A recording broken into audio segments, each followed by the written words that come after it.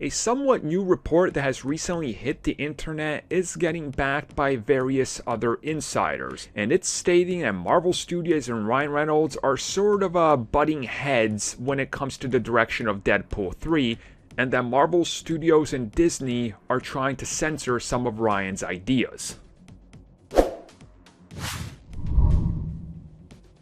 So recent reports have been backed by other insiders, scoopers, websites, and multiple people are stating that yes, when it comes to Deadpool 3, it's another one of these projects that's taken a little bit longer to get to where it needs to before it gets in front of the camera. Meaning the script, idea, story, and everything is something that's in a sort of state of flux. And we saw that Deadpool 3 was going to be somewhat different the moment that they decided to change up the creative team from the previous ones to more, let's say, conform to the MCU formula team, if you will.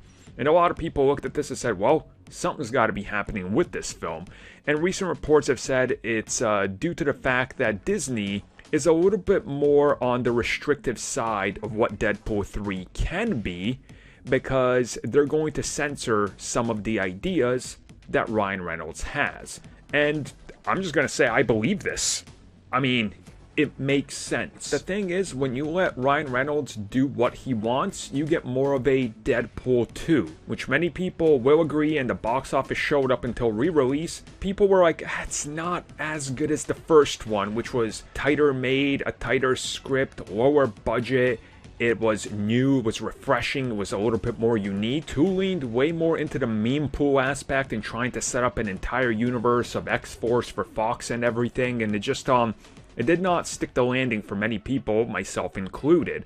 So when it comes to some of these wild ideas that Ryan Reynolds might want to do, Marvel Studios and Disney and Kevin Feige are gonna have a opinion on it, because that's now part of the MCU. That character is gonna cross over. So if Ryan Reynolds comes up with an insane idea or an insane joke or an insane concept that's maybe a little bit too out there or too R-rated, they're gonna go, yeah, we don't want that. Like, let me give you an example. What if there's an idea that Ryan Reynolds is like, okay, check this out, guys.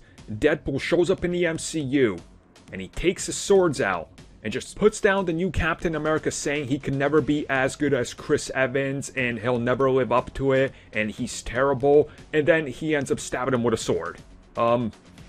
No?